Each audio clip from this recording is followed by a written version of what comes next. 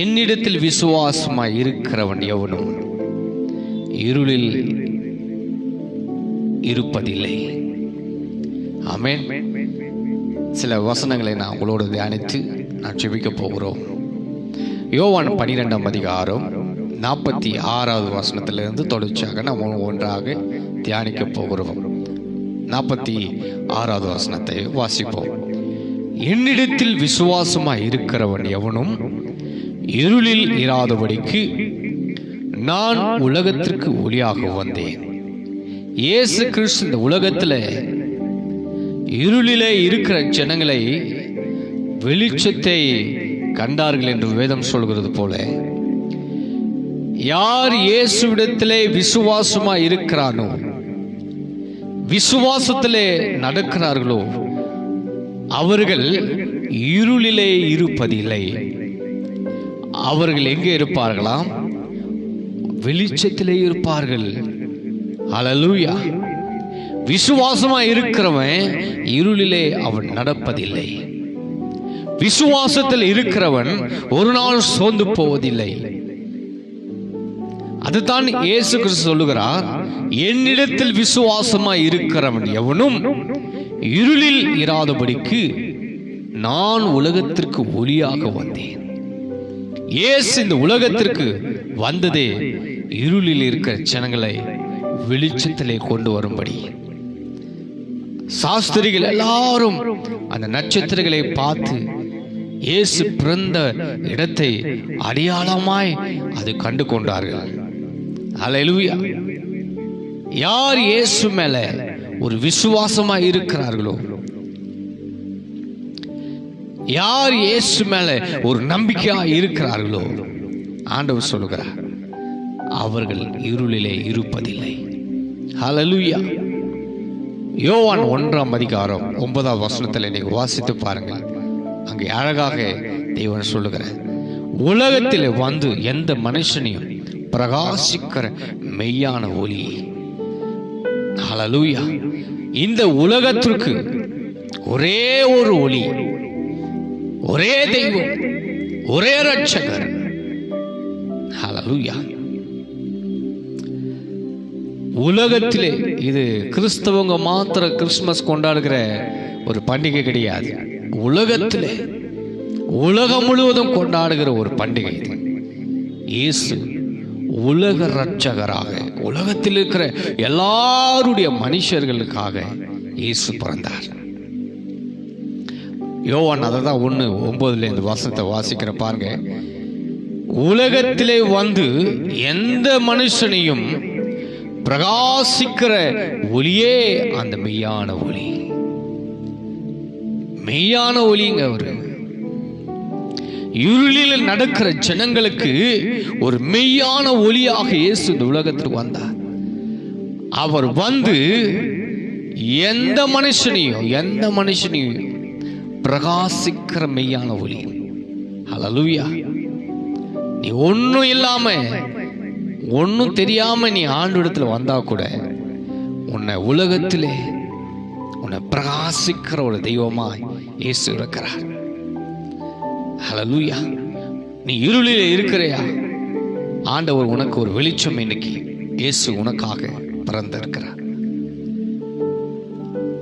நீ எந்த சூழ்நிலையில இருந்தாலும் சரி, இயேசு உனக்காக, இருளிலே இருக்கிற ஜனங்களுக்காக இயேசு வெளிச்சமாக வந்து பிறந்தார். ஹல்லேலூயா. யோவான் 12:47 வசனத்துல பாருங்க. ஒருவன் என் வார்த்தைகளை கேட்டு விசுவாசிக்காமல் போனால் அவனை நான் நியாயம் தீர்ப்பதில்லை. நான் உலகத்தை நியாயம் தீர்க்க வராமல் உலகத்தை ரட்சிக்க வந்தேன். ஒருவன் என் வார்த்தைகளை கேட்டு விசுவாசியாம போனா அவனை நான் நியாயம் தீர்ப்பதில்லை. அப்படி நான் அவனை உலகத்தில் நியாயம் தீர்க்க இயேசு வரலங்க. பனிஷ்மெண்ட் கொடுக்க இயேசு வரல. உன்னை தண்டிக்க இயேசு இந்த உலகத்துக்கு வரல. அவர் வந்ததே உலகத்திலே ரட்சிக்க வந்தார். ஜனங்கள் இருளில் இருக்கிற ஜனங்களை வெளிச்சத்திலே கொண்டு வர அவர் இயேசு உலக ரட்சகராக வந்தார். ஹல்லேலூயா! எவ்வளவு பெரிய சந்தோஷம் பாருங்க. அதிலே 48வது வசனத்துல பாருங்க, என்னை தள்ளி என் வார்த்தைகளை ஏற்றுக்கொள்ளாதவனை நியாயம் தீர்க்கிறது என்று நான் சொன்ன வசனமே அவனை கடைசி நாட்களிலே நியாயம் தீர்க்கும். ஒருவேளை இயேசுவை விசுவாசிக்கல, அவருடைய பிறப்பை நம்பல, அவருடைய வார்த்தைகளை நீங்க நம்பலனா, ஆண்டு சொல்லுகிற இந்த வசனமே அவனை நியாயம் தீர்க்கும். ஒரு அழியில சொல்லுங்களேன், இந்த வசனமே நியாயம் தீர்க்கும். அதை தான் இயேசு சொல்லுகிறார். இயேசு கிறிஸ்துவை விசுவாசிக்கிறவன் அவன் இருளிலே இருப்பதில்லை. ஹல்லேலூயா! நான் உலகத்திற்கு ஒளியாக அவர் வந்தாரா? இயேசு கிறிஸ்துடைய வார்த்தையை யார் தள்ளுகிறார்களோ, விசுவாசிக்காமல் போகிறார்களோ, கடைசி நாட்களிலே கர்த்தர் அவர் சொல்லுகிறார், அந்த வார்த்தையை அவனை நியாயம் தீர்க்கும் என்று. ஆமென். 49வது வசனத்துல பாருங்க, நான் சுயமாய் பேசவில்லை, நான் பேசிய வேண்டியது இன்னதென்று உபதேசிக்க வேண்டியது இன்னதென்று என்னை அனுப்பின பிதாவுக்கு எனக்கு கட்டளையிட்டார். ஹல்லேலூயா! நான் சுயமாய் பேசலங்கன்னு சொல்றாரு அவர். என்னை அனுப்பின பிதாவு அவர் சொன்னதுபடி, அவர் கட்டளையிட்டதுபடி நான் சொல்லுகிறேன் என்று. ஹல்லேலூயா! ஆமென். 50வது வசனத்துல பாருங்க, அவருடைய கட்டளை நித்திய ஜீவனமா இருக்கிறது என்று அறிவேன். ஆகையால் நான் பேசுகிறவைகளை பிதா எனக்கு சொன்னபடியே பேசுகிறேன். ஹல்லேலூயா! அவர் சுயமா பேசலங்க, பிதா என்ன சொன்னாரோ அதைத்தான் அவர் பேசுகிறார். அவர் உலகத்திலே ஒரு குமாரனாக அவர் நமக்காக அனுப்பினார். நம்முடைய பாவங்களை சுமக்கும்படி, உலகத்தில் இருக்கிற எல்லாருடைய பாவங்களையும் சுமக்கும்படி உலக இரட்சகராக நமக்கு சமாதானத்தை கொடுக்கும்படி அவருடைய தழும்புகளாலே நாம் சுகமாயிருக்கிறோம். அவர் இத்தனை பாடுகளும் சகிக்கும்படி தான் இந்த உலகத்திலே இயேசு ஒளியாக வந்தார். ஹல்லேலூயா! ஆமென். 1 யோவான் 1:5 வாசிக்கும் பொழுது, தேவன் ஒளியா இருக்கிறார், அவரில் எவ்வேலும் இருள் இல்லை, இது நாங்கள் அவரிடத்தில் கேட்டு உங்களுக்கு அறிவிக்கிற விசேஷமாக இருக்கிறது. ஹல்லேலூயா! என் அன்பு தேவ பிள்ளைகளே, இந்த வார்த்தைகளை நல்லா கவனிங்க. அதிலே பாருங்க, 6, 7, 8, 9 வசனத்தை கூட அழகாக நாம் வாசிக்க போகிறோம். அந்த வார்த்தைகளை அழகாக சொல்லுகிறது பாருங்க. தேவன் ஒளியாக இருக்கிறார், அவரில் எவ்வேலும் இருள் இல்லை. அவர் ஒளியா இருக்கிறாருங்க, அங்க போய் இருள் இருக்குமா? ஆமென். தேவ பிள்ளைகளே, இயேசு ஒளியா இருக்கிறது போல நாமும் ஒளியிலே நடக்கணும், ஒளியில தான் இருக்கணும், இருளுக்குள்ள போகக்கூடாது. இருள் என்று சொன்னால் பிசாசு.